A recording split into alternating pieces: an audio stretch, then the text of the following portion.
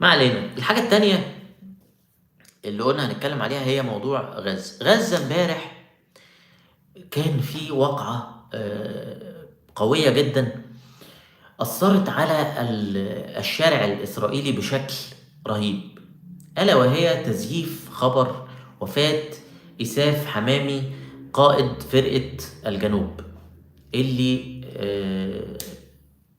الجيش الإسرائيلي أعلن. لا، علي مش منى الشاذلي المذيعة يا علي. البشمهندسة منى الشاذلي اللي عايشة في لندن، مش منى الشاذلي المذيعة، حد تاني خالص. الواقعة اللي حصلت امبارح كانت انه المقاومة، مش هينفع نقول اسمهم انتوا عارفينهم، نشروا فيديو جابوا فيه القائد العقيد إساف حمامي ده، اللي هو يعتبر الرجل الرابع او الخامس في الجيش الاسرائيلي. جابوه حي يرزق لسه عايش، وده اتاخد من يوم 7 اكتوبر، من اول يوم خلاص. واسرائيل كتمت على خبر ان هو مش موجود لحد يوم 4 ديسمبر. شوف، من ان هو موضوع صعب جدا، يعني قيادة كبيرة جدا، فكتموا على خبر ان هو مش لاقينه من 7 اكتوبر لغاية 4 ديسمبر، يعني بتاع 3 شهور اهو. وفي 4 ديسمبر طلعوا قالوا انه مات، خلاص مات واحنا كنا مخبين عليكم، انما هو مات، وعملوا له جنازة مهيبة، جنازة عسكرية رهيبة نشرتها وزعتها كل القنوات الإخبارية وكل القنوات العبرية، وكانت يعني مناحة في الجيش الإسرائيلي على أحد القيادات الهامة جدا عندهم. هوب دبل كيك، المقاومة امبارح تطلع لهم فيديو بتاع هذا القائد وهو عايش بعد 8 شهور. طب الناحية التانية يحصل ايه؟ يا ولاد اللي انتوا كدابين قوي، ده انتوا كدابين قوي. يعني انت بتعلن عن مقتل القائد بتاعك وهو اصلا ما ماتش، وانت بتؤكد هو اصلا ما ماتش. فقعد كل حاجة تدور، وكل حاجة دي حصلت امبارح بقى بخصوص تحقيق الاخبار دي. طلع لك اسمها ايه، اشودس بيرت، يعني جريدة اعلامية اسمها صعب قوي بصراحة، فطلعت تقارير وتحقيق صحفي مطول عن القصة بتاعة الاعتداءات الجنسية اللي اتهموا بيها المقاومة في 7 أكتوبر. قعدت هذه الصحيفة اسوشيتد بيرد، بقى صعبة برضه، اسوشيتد بيرس دي، ايوه يا جدعان عارفها والله، بس هي اسمها صعب صراحة. فقعدوا يعملوا تحقيق علشان يوصلوا لحقيقة هذه الادعاءات بعد 8 شهور. طب ايه اللي خلاهم يجوا دلوقتي يدوروا على صحة الادعاءات اللي حصلت من 7 شهور واتبنت عليها كل الحوارات اللي حصلت في برنامج بيرس مورجان مثلا؟ يعني بيرس مورجان في كل لقاءاته كان بيقول: ما تعليقك على قطع رؤوس الاطفال؟ ما تعليقك على اغتصاب بنات مش عارف ايه؟ كان هو ده محور الحوار اللي هو عايز يقوله. ومن حق اذا بما انه حصل كذا فاذا من حق اسرائيل تدافع عن نفسها. خلاص. اللي حصل انه كل شوية يظهر كذب وادعاءات الجانب الإسرائيلي، وبالتالي الناس بدأت تشتغل. الله، طب ما نجيب الموضوع من الأول بقى، ما نشوف بقى الحكايات الأولانية اللي اتبنى عليها كل هذه الهرتلة. فراح جاب لك قصة إنه في اعتداءات جنسية، قعدوا يدعبسوا يدعبسوا يدعبسوا، لقوا إنه مصدر هذه القصة هو شخص واحد. شخص واحد، واحد شغال مسعف، قال لك إنه راح ياخد بيلم يعني حاجات بعد 7 اكتوبر وبتاع، فلقى واحده فتاه يعني شابه او ست، والبنطلون بتاعها ايه نازل شويه ميت. قال لك ده حصل، هو يطلع في كل القنوات يعيط: يا اخويا يا اغتصبوا البنت. خلاص، هي دي القصه اتبنت على هذه الروايه. فراحوا دوروا على مسعفين زمايل هذا المسعف كانوا معاه يدا بيد، فراحوا يشوفوا البتاع ده فين يا عم، البتاع ده لا ما خلاص مفيش. فاتضح بعد سؤال هذا المسعف، يا عم انت ايه اللي شفته بالظبط؟ قال لك انا شفت يعني ما شفتش حاجه، البنطلون مش مقلوع خالص يعني مسؤول شويه اه. طب شفت اثار مقاومه، اغتصاب، خرابيش بتاع؟ لا. طب شفت حاجه في كده تحت لا مفيش. الله.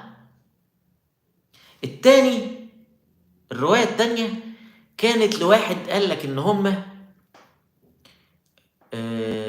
قطع رؤوس الاطفال. ايوه يا عم شفت فين قطع رؤوس الاطفال دي؟ لا انا شفت. طب هل في فيديو؟ لا. في صورة؟ لا. في ناس كانت معاك شافت نفس الموضوع؟ مفيش. فبعد تحقيقات دقيقة جدا اكتشفت هذه الصحيفة العالمية انه الادعاء بوجود اعتداءات جنسية في 7 اكتوبر غير صحيحة بالمرة. مع انه كان ممكن ب5 تعريفة المعمل الجنائي بتاعهم الطب الشرعي يروح يكشف يلاقي اثار خلاص يثبت، ولو بالكذب، ولو يطلع تقرير كذب ان ده حصل. انما حتى دي ما حصلتش. ما جابوش حد من الطب الشرعي الاسرائيلي يروح يقول ان حصل وقائع اعتداء جنسي، ما حصلش. طب الاطفال اللي اتقطعت رؤوسهم مش عارف مين، فين جثثهم؟ مفيش. طب صوره فيديو؟ مفيش. لذلك واحد كان كاتب النهارده جمله عبقريه على فيسبوك، قال لك العالم كله صدق محرقه المانيا اللي لا ليها فيديو ولا صوره. كل العالم صدقها واتكتبت في التاريخ، مع ان لا ليها فيديوهات ولا صور. ومحدش، والعالم مش راضي يتحرك على المحارق اللي بيشوفوها لايف. بيشوفوها لايف حالا بتحصل دلوقتي، اتفرج عليها كده، ما تتحركش. انما الدنيا كلها تتقلب لما يوم واحد يقعد يقول لك حركت الدنيا تتقلب. اقفلوا لي اليوتيوب بعد الكلام ده. فصدقوا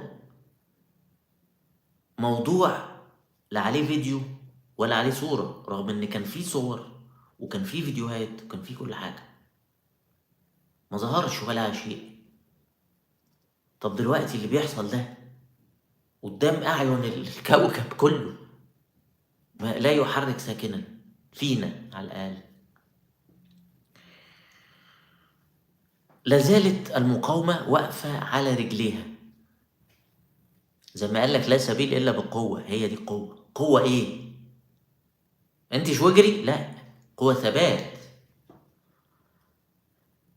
لما كان سيدنا النبي عليه الصلاة والسلام والصحابة الكرام محاصرون في شعاب أبي طالب، شعاب مكة، ووصلت بيهم الحال إن هم بياكلوا ورق شجر زي ما قال لنا عبد الفتاح السوس، وكانوا ثابتين. ما حدش راح فيهم قال لك يا عم خلاص يا عم خلاص يا عم كفار يا عم احنا هنعبد معاكم اللات والعزى يا عم وخلاص. ما حدش راح عمل كده. بل إنه حتى لما نزلت الرخصة بإنه الواحد فمن اضطر غير باغ ولا عاد فلا إثم عليه، يعني لما انت بقى كان التعذيب شغال وبتاع وانك تتعذب عشان تقول اعلو هبل، قول اعلو وانا اعفو عنك واشيل العذاب من عليك وبتاع، فطلع تصريح من ربنا سبحانه وتعالى، تصريح فمن اضطر غير من فلا اسم عليه. يعني لو انت خلاص خلاص مش قادر قول كده من ورا قلبك خلاص طالما انت مش مقتنع. الغالبيه العظمى لم يستغلوا هذه الرخصه. هي دي القوه، رغم ان هي ما كانش معاهم سلاح ولا كانوا بيحاربوا ولا دعوا للعنف ولا دعوا للتطرف ولا اي حاجه. واحد، هل بلال بن رباح مثلا سيدنا بلال كان بيدعو للتطرف؟ هل عمار بن ياسر كان بيدعو للتطرف؟ هل سميه اللي ربطوا ايديها من هنا ومن هنا وشدوها لحد ما تقطعت اوصالها ست قالت لهم انا رجعت في كلامي؟ لا. هو ده لا سبيل الا بالقوه. مش ان انت يتضغط عليك مع احترامنا للجميع يعني فتقول خلاص انا جبت ورا. عيب يا اخي. سنين طويلة. الموضوع الثالث او قبل ما ندخل للموضوع الثالث خلينا نؤكد على انه المقاومه مش بس واقفه على رجلها، المقاومه في خان يونس. فاكرين خان يونس اللي اسرائيل قالت ان هي يعني طب ما على الاخر يعني. تخيل معايا كده يا مؤمن انه امبارح والنهارده في فطايس بتحصل في طيس اسرائيل. في طيس اسرائيل كتير، كذا فتيس اسرائيلي في خان يونس. قال لك احنا بنواجه اشباح. شفنا الفيديو بتاع الطلقه اللي جابت 2 في نفس واحد دي، وما رميت اذ رميت ولكن الله رمى. الكلام ده غير منطقي. الكلام اللي احنا بنشوفه بعينينا ده معجزات، مش ممكن ان هي عادي كده تعدي. هل كان فينا حد يتخيل يا اخوان، بالله عليكم يعني بالله عليكم كده بالبلدي كده، هل كان في حد مننا يتخيل انه الناس اللي محاصرين بقالهم 15 سنه ما عندهمش جيش، ما اشتروش غواصات ولا طيارات ولا عندهم دفاع جوي، 8 شهور واقفين ضد اقوى قوه في العالم وورينها الويل وسواد الليل، وامريكا عماله تشحن اسلحه؟ هل كان حد متخيل؟ والله العظيم ما كان حد متخيل. ما فيش. واللي هيقول كان متخيل يبقى بيشتغل نفسه. لا طبعا، كله كان متخيل الناس دي هتقاوم شويه وبعدين خلاص هتشطب خلاص. قال لك لغايه النهارده مصانع الذخائر شغاله باقوى بطاقتها القصوى. ده مين؟ ده الاسرائيليين نفسهم اللي بيقولوا كده.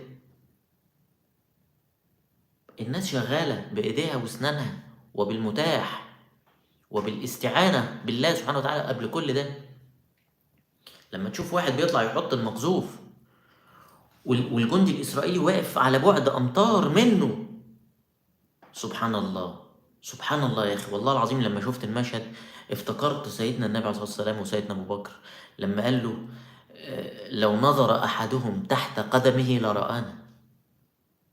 لو واحد فيهم بس يشوفنا في غار حراء، في غار ثور، لو بص تحته في الهجره. لما النبي عليه الصلاه والسلام خرج في الهجره للمدينه المنوره وكان معاه سيدنا ابو بكر، وخرجت وراهم قريش بمكافآت طائلة اللي يجيب راس الاتنين دول، فاستخبوا في غار ثور. فيروح البتاع، وطبعا مفيش لا حمامة ولا عنكبوت ولا الهجس ده، مفيش الكلام ده. الكلام ده غير لم يثبت خالص. المعجزة كانت انه مفيش حاجة. المعجزة كانت ان هم ما شافوهمش وما دخلوش السور برغم انه مفيش لا عنكبوت ولا حمامة ولا اي حاجة، مفيش حاجة من دي. فقالوا لو نظر احدهم تحت قدمه لرآنا. لو نظر الجندي الاسرائيلي لو هرش في ودنه هيشوف المقاوم. لو دبان عدى جنبه كده بص عليها هيشوفه، ده كأنه ما شافوش. هل ده طبيعي؟ مش طبيعي، والله العظيم ما طبيعي ابدا. هل كان حد يتخيل انه 22 دولة عربية مفيش دولة منهم واحدة بس، واحدة تقف تاخد موقف؟ واحد على 22، دي نسبة كام دي؟ قلب في واحد بقى، دولة واحدة تقف معاهم؟ مفيش. ويجي السيسي امبارح يوجه مصطفى مدبولي بإعادة تمهيد طريق الهجرة الإسرائيلية ولا مش عارف حاجة كده. إيه ده؟ أنت مفيش دم خالص، بعيد مفيش دم خالص. الإخوة اللي عايزين يرجعوا مصر بيقول لك إن هذا الرجل ومش عارف إيه، ردهم إيه على الحاجات اللي زي دي؟ طيب آخر حاجة معانا عشان طولنا جدا وأنا آسف.